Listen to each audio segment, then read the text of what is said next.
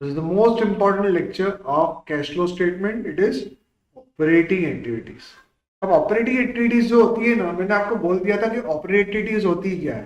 तो मैंने आपको समझाया था ऑपरेटिंग एक्टिविटीज दो तरीके से ढूंढ सकते हैं, एक डायरेक्ट मेथड और एक इनडायरेक्ट मेथड। डायरेक्ट मेथड में हम लोग क्या करते हैं, आप मुझे बताओ।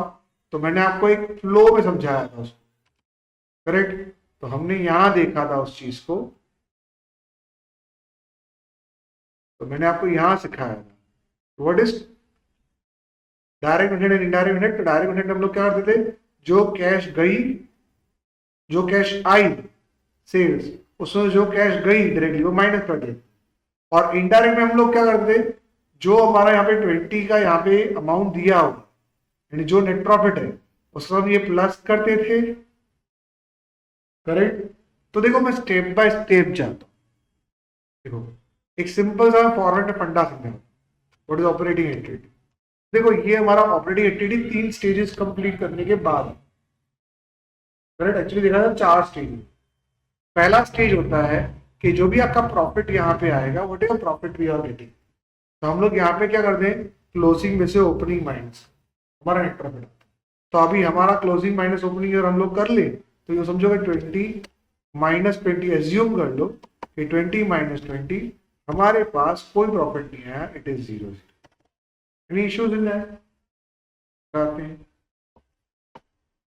अब इसके अंदर हमने इनडायरेक्ट मेथड में क्या किया, डायरेक्ट मेथड तो क्लियर हो गया था। इनडायरेक्ट मेथड हमने क्या किया था, ये जो 0 0 था, ये जो वो आ जाएगा।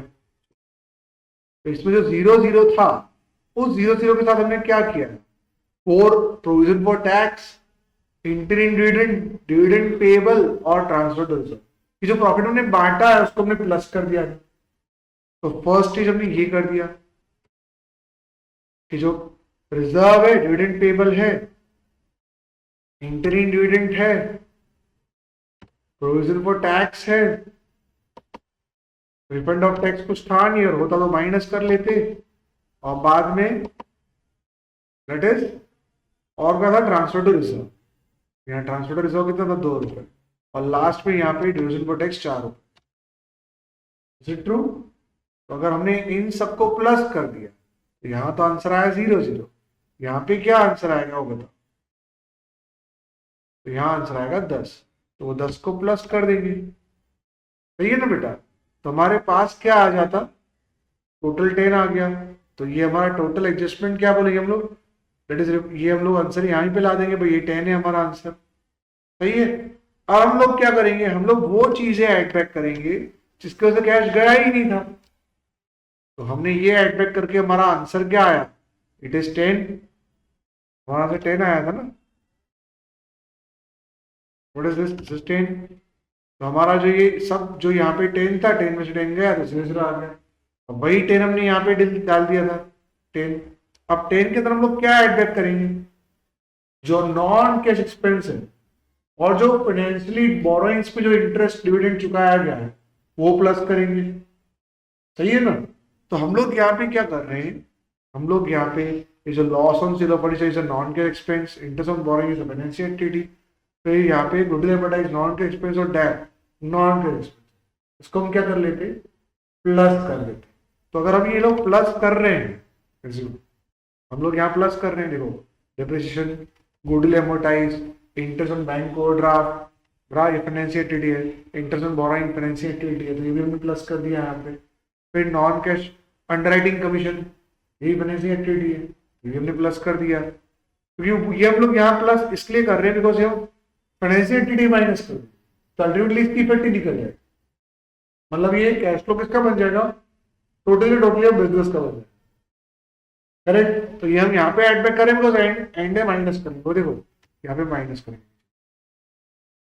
इन फाइनेंशियल एक्टिविटी, ये हम लेस करेंगे फाइनेंशियल एक्टिविटी। जो भी हमारा इंटरेस्ट होगा ना, इंटरेस्ट वगैरह हमने दिया होगा, ये हम माइनस करेंगे। तो इसलिए हम लोग वहां पे ऊपर प्लस कर रहे हैं।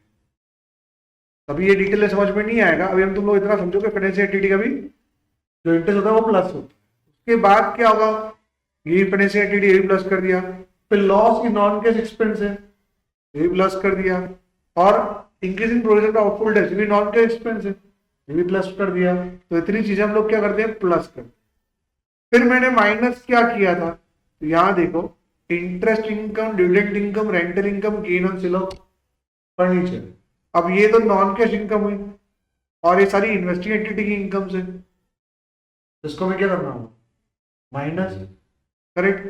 तो नॉन कैश इनकम प्लस कर देंगे, सॉरी माइनस कर देंगे, interest income, dividend income, rental income, gain on sale of assets और decrease in provision for output, ये हम क्या कर देंगे, माइनस कर देंगे, बिकॉज ये ऑपरेटिंग एक्टिविटी तो नहीं है, तो ये सारी इन्वेस्टिंग एक्टिविटीज थी, तो इन्वेस्टिंग एक्टिविटी जो इनकम है वो माइनस कर दी, plus non cash income minus कर दी। मतलब हम क्या प्लस कर रहे हैं और क्या माइनस कर रहे हैं, पहले हम नॉन के एक्सपेंस प्लस कर रहे हैं और फाइनेंसिंग एक्टिविटी की एक्सपेंसेस प्लस कर रहे हैं, और यहाँ पे हम इनकम कौन सी माइनस कर रहे हैं, इन्वेस्टिंग एक्टिविटी की इनकम माइनस कर रहे हैं plus non cash income minus कर रहे हैं। तो हमारे पास क्या आ जाएगा, operating profit before working capital. Rating my point, समझ में आ रही बात। तो पहला स्टेज क्लियर हुआ। पहले स्टेज में हम लोग क्या करते हैं, जो करंट प्रॉफिट होता है उसके अंदर हम क्या करेंगे, जो हमने अपोर्शन किए हैं वो सारे प्लस करेंगे, फर्स्ट स्टेज। सेकेंड स्टेज में हम एक्स्ट्राऑर्डिनरी आइटम्स क्या करेंगे, प्लस करेंगे, और एक्स्ट्राऑर्डिनरी इनकम जो है वो माइनस करेंगे, यानी यहाँ पे नॉन कैश एक्सपेंस प्लस करेंगे और नॉन कैश इनकम माइनस करेंगे, प्लस या फाइनेंशियल एक्टिविटी की जो खर्चे होंगे वो भी प्लस करेंगे, और या इन्वेस्टिंग एक्टिविटी की जो इनकम होती है वो माइनस करेंगे। यहाँ क्लियर हो गया, ये हो गया सेकेंड स्टेज। अब थर्ड स्टेज में हम लोग क्या करेंगे, जो वर्किंग कैपिटल चेंजेस है, वर्किंग कैपिटल चेंजेस है उसको हम लोग कंसिडर करेंगे। तो इसमें दो चीजें हैं जो फोकस करेंगे। जैसे अब समझो फॉर एग्जाम्पल, मैं यहां ध्यान देता हूँ वन नोट में, तो करंट एसेट और करंट लायबिलिटी की बात, मान लो करंट एसेट बड़ा उसकी बात, तो करंट एसेट्स जो है, समझो डेटर्स पहले 1 लाख के थे, अभी वो 2 लाख के, तो डेटर्स में ज्यादा माल बिक गया, ज्यादा पैसा रुक गया, तो पैसा गया ना, तो हम यहाँ पे क्या करेंगे, ये जो हमारी एसेट बढ़ी, इट इज करंट एसेट, हमारी ये जो क्या हो गई, बढ़ी, तो हमारी कैश क्या होगी, घटेगी। तो कैश यहाँ पे क्या हो जाएगी, घटेगी ना, तो हम क्या करेंगे, माइनस करेंगे। अच्छा, अगर मान लो मेरे डेटर्स की जगह मान लो स्टॉक है, 1 लाख का था, अभी वो 3 लाख का होगा, तो ये एसेट बढ़ी तो कैश तो घटी होगी ना। अच्छा, मान लो मेरा अभी डेटा स्टॉक के अलावा क्या होता है बेटा, बिल रिसीवेबल, वो 1 लाख, और वो हो गए समझो 2 लाख के, और वो हो गए 1 लाख हो गए, तो एसेट कम हुई, एसेट कम हुई तो कैश क्या होगी, बढ़ेगी। क्लियर हो रहा है कि नहीं हो रहा है, हो रहा है। अगर मान लो कोई और मेरे पास करंट एसेट, समझो डिपॉजिट्स है, करेक्ट, या शॉर्ट टर्म लोन है, कोई भी है, और वो मेरी 3 लाख की थी, अब वो 1 लाख की हो गई, ये कम हो गई, तो कैश क्या हो गई, बढ़ेगी। मतलब करंट एसेट्स के साथ इसका रिलेशन क्या होता है, इनडायरेक्ट। करंट एसेट बढ़ेगी तो कैश क्या होगी, घटेगी, और करंट एसेट अगर मान लो कि घटेगी तो कैश क्या होगी, बढ़ेगी। क्लियर हुआ। अब करंट लायबिलिटी की बात, तो करंट लायबिलिटी में क्या होगा बताओ।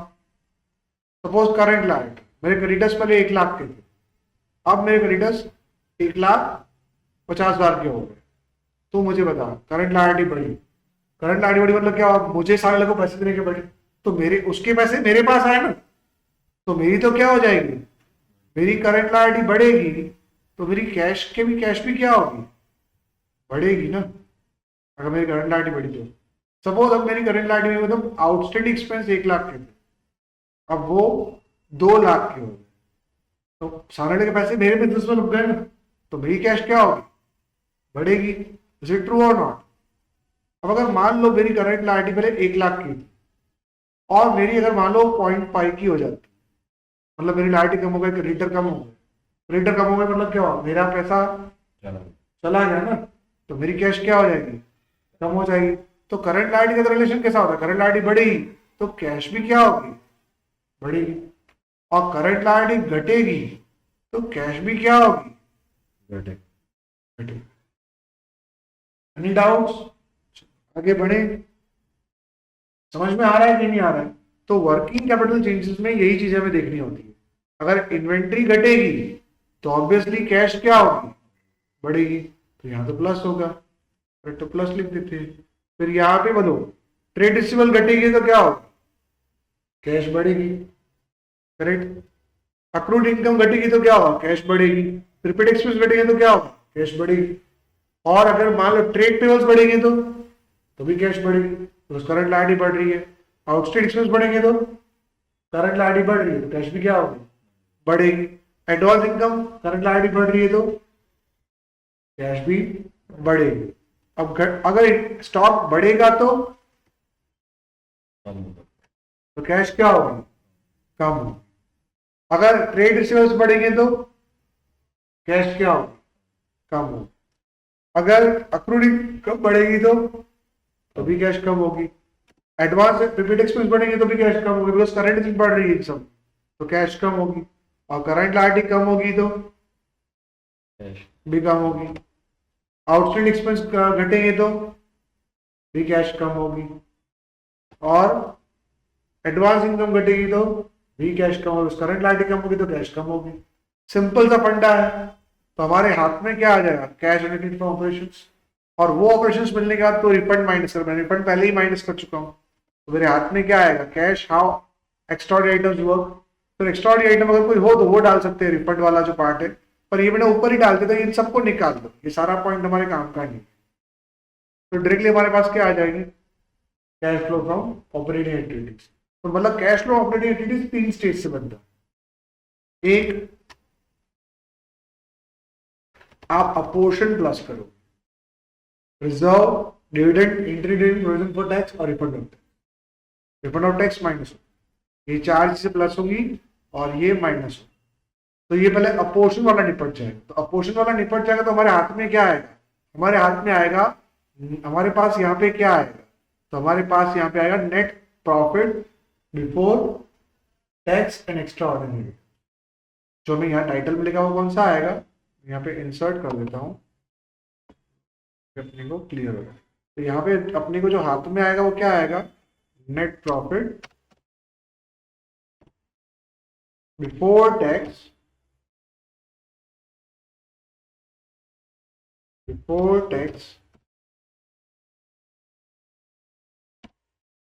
And extra ordinary items.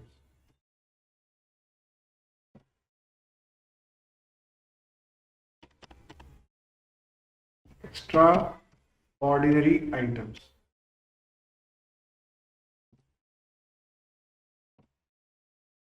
Done, clear है। नेक्स्ट आ जाते हैं। Net profit before tax and extra ordinary items क्या होगा,